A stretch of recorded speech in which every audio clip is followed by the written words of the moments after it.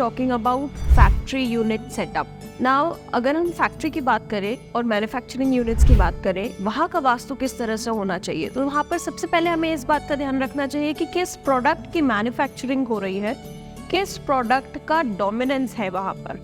अगर आप डिज़ाइनिंग की फैक्ट्री है आपकी, अगर आप फ्लेक्स प्रिंट मटेरियल की फैक्ट्री है, उसकी डायरेक्शन की प्रोमिनेंस अलग रहेगी। अगर आपका डिस्पोजेबल कप्स या डिस्पोजेबल आइटम्स बनाने की फैक्ट्री है, उसका प्रोडक्शन अगर हो रहा है तो उनकी डायरेक्शन भी बहुत वेरी करेगी। अगर आपका काम है ग्लास मैन्युफैक्चरिंग का, फ्रेम्स का, देन एल्यूमिनियम फ्रेम्स का, सो डिपेंडिंग अपॉन आपका काम क्या है, आप किस चीज़ का प्रोडक्शन कर रहे हैं, आपका रॉ मटेरियल किस तरह का है, वास्तु में सबसे ज़्यादा इन चीज़ों का ध्यान रखा जाएगा when we are doing factory vastu और मैन्युफैक्चरिंग यूनिट्स वास्तु। सबसे पहले बात तो जो 5 तत्व होते हैं, दे represents the 5 elements as well as the 16 direction represents the nature of your work.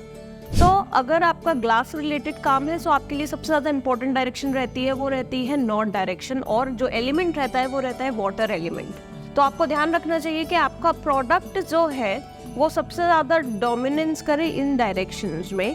वहीं अगर आप साउथ में अपने प्रोडक्ट को रखते हो तो इसके साथ में कुछ सावधानियां बरतनी चाहिए। ऐसा नहीं है कि आप इस बिकॉज एक पूरा ही एलिमेंट अगर आपका वहाँ रखा जाएगा तो वो एक ओवरऑल सिंगल यूनिट की तरह काम करता है, राइट।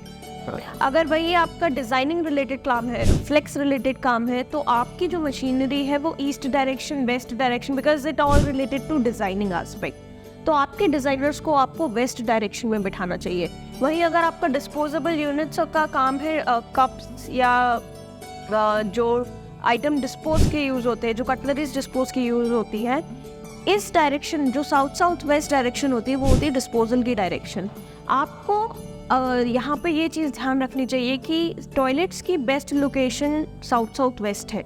वहीं अगर आप इस मैन्युफैक्चरिंग यूनिट में साउथ वेस्ट में अगर आपने टॉयलेट लगा दिया तो वो उनके लिए नुकसान का काम करेगा, बिकॉज उनका काम ही वो है product related, disposable entity related. So vastu करते में आपको ये चीज़ ध्यान रखनी चाहिए कि व्यक्ति का तत्व क्या है, उसका नेचर क्या है, और उनके प्रोडक्ट का तत्व और नेचर क्या है। Only then you will be able to do a better vastu solutions for factory and manufacturing units.